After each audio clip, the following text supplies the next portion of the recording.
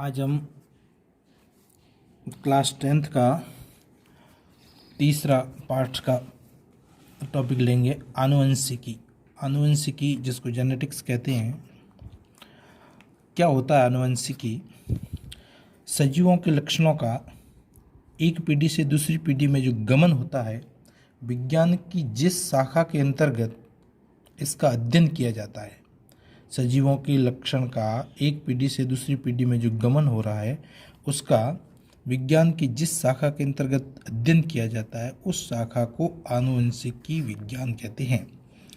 Genetics शब्द का सर्वप्रथम प्रयोग बैटसन ने किया था। जेनेटिक्स शब्द सबसे पहले बैटसन ने दिया था। जेनेटिक्स शब्द की उत्पत्ति ग्रीक भाषा के शब्द जीन से हुई है। अब इसमें कुछ शब्दावलियां हैं। आनुवंशिक लक्षण किसे कहते हैं? तो सजीवों में लैंगिक जनन की क्रिया के समय युग्मकों द्वारा विभिन्न लक्षणों को पीढ़ी दर पीढ़ी संचरण किया जाता है। इन लक्षणों को आनुवंशिक लक्षण कहते हैं। यानी वे लक्षण जो एक पीढ़ी से दूसरी पीढ़ी में गमन करते हैं, जाते हैं, उन्हीं लक्षणों को हम आनुवंशिक लक्षण कहते हैं। और इन लक्षणों को ले जाने वाले कौन होते हैं? युग्मक। ये लक्षण जनक पीढ़ी से संतति पीढ़ी में जाते हैं। इनको हम हेरिडिटी या वंशागति कहते हैं। हेरिडिटी शब्द का सर्वप्रथम प्रतिपादन स्पेंसर ने किया था। फिर आता है टॉपिक हमारा मेंडलवाद, मेंडलिज्म। इस पर प्रश्न पूछा गया है, मेंडलिज्म क्या है? तो मेंडल के आनुवंशिकता के जो नियम हैं, उन नियमों को तीनों को मिला करके मेंडलिज्म या मेंडलवाद कहते हैं। आनुवंशिकी का जनक ग्रेगर जॉन मेंडल को कहा जाता है, तो इसे फादर ऑफ जेनेटिक्स भी कहते हैं, ग्रेगर जॉन मेंडल को, क्योंकि सर्वप्रथम आनुवंशिकी पर जो खोज अध्ययन करने वाले ये वैज्ञानिक थे, जिसने पादपों में आनुवंशिकी पर खोज की थी। इनकी थोड़ी सी जन्म और मृत्यु देख लेते हैं। ग्रेगर जॉन मेंडल का जन्म 22 जुलाई 1822 को ऑस्ट्रिया के हेंजनडॉर्फ सिलिसियन गांव में हुआ था। मृत्यु इनकी 6 जनवरी 1884 को हुई। इनके जो प्रयोग हैं, इन्होंने प्रयोग किस पर किए? गार्डन पी यानी उद्यान मटर पर, जिसका वैज्ञानिक नाम है पाइशम सैटिवम। इन पर इनके प्रयोग किए गए। इन प्रयोगों को ब्रुन्स सोसाइटी ऑफ नेचुरल हिस्ट्री के समक्ष शोध पत्र के रूप में प्रस्तुत किया इन्होंने, पर दुर्भाग्यवश इनकी मृत्यु तक इनको कोई श्रेय नहीं मिला। अब है मेंडल की सफलता के कारण क्या थे, जिसके कारण ये, देखो हर किसी की सफलता का एक पीछे रीजन होता है। तो इनकी सफलता का पीछे कारण क्या था, जिसमें ये आनुवंशिकी के क्षेत्र में सर्वप्रथम सफल हुए? नंबर 1, पहला कारण था, एक समय में केवल इन्होंने एक ही लक्षण की वंशागति का अध्ययन किया। एक समय में एक ही लक्षण लिया और उसकी वंशागति को इन्हें देखा। दूसरा, संकरण प्रयोग के सभी आंकड़ों का सावधानी पूर्वक स्टैटिक्स एनालिसिस किया इन्होंने, सांख्यिकीय विश्लेषण किया, उनका रिकॉर्ड रखा, पूरा सांख्यिकीय विश्लेषण किया। पादप का चुनाव, इन्होंने ऐसा चुनाव पादप का किया जिससे कम समय में अधिक पीढ़ियां देखी जा सके। अब इनके लिए इन्होंने जो पादप चुना, वो पादप था मटर का पौधा। मटर के पादप को इन्होंने क्यों चुना, ये पूछा जाए तो हम इसके लिए कहेंगे कि मटर का पौधा 1 वर्षीय होता है, 1 साल के अंदर अपना जीवन काल पूरा कर लेता है। तो अपने जीवन काल में हम उनकी कई पीढ़ियां देख सकते हैं। इसीलिए 1 वर्षीय पादप होने के कारण उनकी कई पीढ़ियों तक उनका अध्ययन किया जा सके। दूसरा कारण था इसका कि मटर का जो पौधा होता है वो द्विलिंगी पुष्प होता है। द्विलिंगी पुष्प, इसमें नर और मादा जननांग दोनों पाए जाते हैं। इस कारण इसमें स्वपरागण द्वारा समयुग्मजी पादप प्राप्त किए जा सकते हैं। ये इसकी दूसरी खासियत थी जिसके कारण इन्होंने मटर का चुनाव किया। तीसरा था विपुंसन क्रिया। एक क्रिया होती है जिसका नाम है विपुंसन। विपुंसन क्रिया के द्वारा क्या करते हैं कि जो नर जननांग के पुमणु होते हैं उनको वहाँ से हटा दिया जाता है और इससे कृत्रिम परागण करवाया जा सकता है, यानी कृत्रिम परागण कर सकते हैं। एक जो नर जननांग से जो पुमणु निकलते हैं उसको लेकर के, या पुंकेसर होते हैं उनको ले जा करके दूसरे स्थान पे उसके दूसरे पुष्प के वर्तिकाग्र पर छिड़काव कर सकते हैं। ये विधि विपुंसन विधि कहलाती है। तो इनसे विपुंसन विधि से उनको स्वपरागण होने से रोका भी जा सकता है। चौथा कारण था कि मटर के पौधे में विपर्यासी लक्षणों के जोड़े पाए जाते हैं। अब क्या होता है विपर्यासी लक्षण, कि जैसे पादप की ऊंचाई लें तो मटर का पौधा दो प्रकार का होता है, एक लंबा होता है और एक बौना होता है। इसी प्रकार जो मेंडल ने जितने लक्षणों पर अध्ययन किया वो 7 लक्षण थे। पहला, पादप की ऊंचाई, लंबा और बौना, पुष्प की स्थिति, कक्षीय और अग्रस्त, परिपक्व फली की आकृति, फूली हुई, संकीर्णित, फली का रंग हरा, पीला, पुष्प का रंग बैंगनी, सफ़ेद, बीज की आकृति गोलाकार, झुर्रीदार, बीज का रंग पीला और हरा। तो ये 7 जो लक्षण लिए इन्होंने, जिस पर विपर्यासी लक्षणों को लेकर के प्रयोग किया। अब जो इम्पोर्टेंट एक पॉइंट पूछा जाता है वो है मेंडलवाद की पुनर्खोज किसने की। अब देखो हुआ यूँ कि 1884 में मेंडल की डेथ हो गई। लगभग 35 साल तक इसकी तरफ किसी का ध्यान नहीं गया। 35 साल बाद 3 वैज्ञानिक थे, हॉलैंड के ह्यूगो डी व्रीच, जर्मनी के कार्ल कोरेंस और ऑस्ट्रिया के एरिक वॉन शेरमेक। इन तीनों का ध्यान आनुवंशिकी की तरफ गया और जब ये खोज रहे थे तब उन्हें पता लगा कि जो आज हम 35 साल बाद जो खोज कर रहे हैं, इन्होंने 1900 के अंदर ये रीडिस्कवरी की थी मेंडलिज्म की। तो तब उन्होंने देखा कि ये कार्य तो आज से 35 साल पहले मेंडल ने कर दिया था, इसलिए उनको फिर इसके लिए पुरस्कार भी उनके परिवार को दिया गया। अब कुछ शब्दावलियां हैं इसमें। जीन, वह कारक जो किसी एक लक्षण को नियंत्रित करता है उसे जीन कहते हैं। मेंडल को जीन के बारे में पता नहीं था, उन्होंने उस वक्त एक शब्द काम में लिया जिसका नाम था कारक, फैक्टर। जॉनसन ने जीन शब्द दिया, सर्वप्रथम जॉनसन ने जीन शब्द दिया। अब एक शब्दावली है जिसका नाम है युग्म विकल्पी।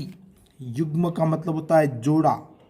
तो एक लक्षण को नियंत्रित करने वाले जीन के 2 विपर्यासी स्वरूपों को युग्म विकल्पी कहते हैं।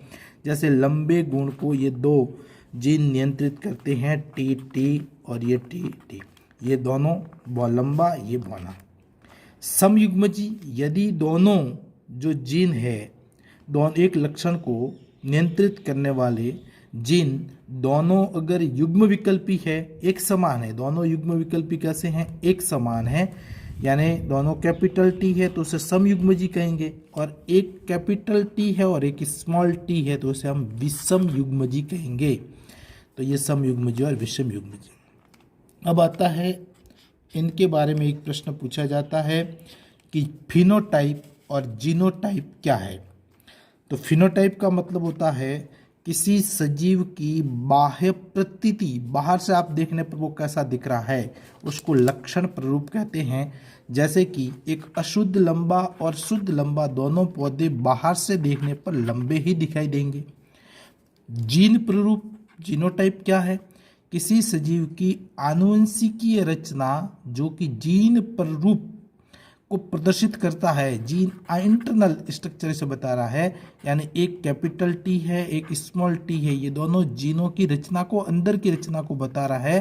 तो इससे हमें पता लगता है कि ये अशुद्ध लंबा है और ये शुद्ध लंबा है। तो इसको हम कहते हैं जीन प्रारूप। अब एक टॉपिक है जिसका नाम है प्रभावी लक्षण और अप्रभावी लक्षण। क्या होते हैं प्रभावी लक्षण? ऐसे लक्षण जो F1PD के अंदर अपने आप को अभिव्यक्त कर देते हैं, प्रकट हो जाते हैं, वो लक्षण प्रभावी लक्षण कहलाते हैं। और जो लक्षण F1PD में अपने को अभिव्यक्त नहीं कर पाते हैं या प्रकट नहीं कर पाते हैं, उसे अप्रभावी लक्षण कहते हैं। अब एक शब्दावली है, एक संकर संकरण, द्विसंकर संकरण, त्रिसंकर संकरण, बहुसंकर संकरण। तो इसमें क्या होता है कि ऐसा संकरण जिसमें केवल एक ही लक्षण की वंशागति करेंगे, का अध्ययन करेंगे, तो वो संकरण कैसा कहलाएगा? एक संकर संकरण है। जिसमें केवल हम एक ही लक्षण को लेंगे उसे एक संकर संकरण कहते हैं। यदि दो लक्षणों को लेकर के उसकी वंशागति का अध्ययन किया जाएगा तो द्विसंकर संकरण कहलाएगा। और इसी प्रकार तीन लक्षणों को लेकर के उसकी वंशागति का अध्ययन करेंगे तो वो त्रिसंकर संकरण कहलाएगा। और तीन से अधिक, जिसमें कई लक्षणों को एक साथ लेकर उसकी वंशागति का अध्ययन किया जाता है, तो उसे हम बहुसंकर संकरण कहते हैं। उसे हम बहुसंकर संकरण कहेंगे। अब यहाँ पर दो प्रकार के टेस्ट क्रॉस और एक होता है बैक क्रॉस, यानी परीक्षण संकरण। एक को कहते हैं परीक्षण संकरण और एक को कहते हैं संकर पूर्वज संकरण। ये दो प्रकार के संकरण होते हैं। तो पहला परीक्षण संकरण हम पढ़ेंगे। F1PD का संकरण अप्रभावी, इंपॉर्टेंट बात है कि किसके साथ कर रहे हैं? अप्रभावी लक्षण रूप वाले जनक के साथ। F1PD के अंदर जो हमें युग्मक मिलते हैं वो मिलते हैं, एक कैपिटल टी, एक स्मॉल टी मिले। इसका हम क्रॉस किसके साथ करवा रहे हैं? अप्रभावी, यानी दोनों स्मॉल टी के साथ संकरण करवाते हैं, तो उसे टेस्ट क्रॉस कहते हैं। ये F1PD है, F1PD के ये युग्मक है, इसका क्रॉस हमने अप्रभावी लक्षण वाले जनक के साथ करवाया। ये अप्रभावी लक्षण कौन सा हो गया? बोना, उसके साथ करवाया। ये दोनों के युग्मक आए, दोनों के युग्मक, और इनका जब क्रॉस करवाया तो हमने देखा कि 50% अशुद्ध लंबे थे और 50% बोने थे। इसको कहते हैं टेस्ट क्रॉस। उसके बाद है एक होता है बैक क्रॉस।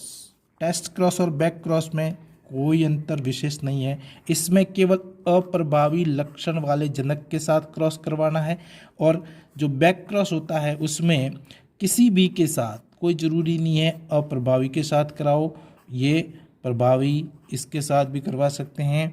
तो ये हमारे पास ये इस प्रकार का आ जाएगा। ये कैपिटल टी, ये कैपिटल टी, इससे जो क्रॉस होगा वो ये हमारे पास इसकी प्रकार टेबल बना लेते हैं।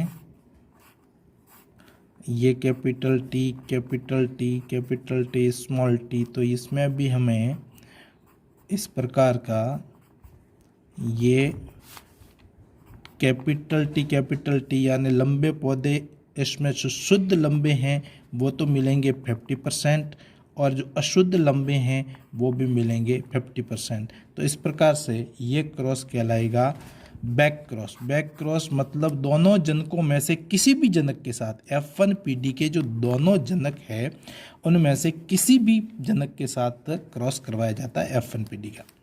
अब आता है मेंडल के वंशागति के नियम। हमें एक पहला नियम, मेंडल ने कुल वंशागति के 3 नियम दिए, जिसमें से पहला नियम है प्रभाविता का नियम। प्रभाविता का नियम जैसा नाम से पता लग रहा है, यह नियम किस पर आधारित है? एक संकर संकरण पर आधारित है। केवल इसमें एक लक्षण को लेकर के इस पर प्रयोग किया गया और इसे प्रभाविता का नियम स्पष्ट किया गया। जब एक लक्षण के लिए विपर्यासी समयुग्मजी, विपर्यासी ले रहे हैं और समयुग्मजी ले रहे हैं, यानी दोनों टी कैपिटल और दोनों टी स्मॉल, ये विपर्यासी भी हो गए और समयुग्मज, आपस में दोनों समयुग्मज। पौधों में संकरण कराया जाता है तो वह लक्षण जो F1PD में अभिव्यक्ति दर्शाता है, अपने आप को प्रकट करता है, वो प्रभावी है, और जो अपने आप को F1PD में अभिव्यक्त नहीं कर पाता है, जिनके लक्षण शो नहीं होते हैं, वो अप्रभावी लक्षण कहलाता है। फॉर एग्जाम्पल, ये हम कि एक पौधा जो लंबा पौधा है, दोनों ये इसके समयुग्मजी हो गए, ये बौना पौधा है उसके दो समयुग्मजी हो गए, ये पेरेंट्स पीढ़ी है, जनक पीढ़ी है, इसके दोनों युग्मक बने, ये कैपिटल टी स्मॉल टी युग्मक बने। अब इन दोनों का जब क्रॉस करवाया गया तो इस पीढ़ी में हम देखते हैं कि सभी के सभी पौधे कैसे हैं, सभी पौधे लंबे हैं। इट मीन्स क्या हुआ कि लंबा गुण तो है प्रभावी और जो बौना गुण है वो है अप्रभावी।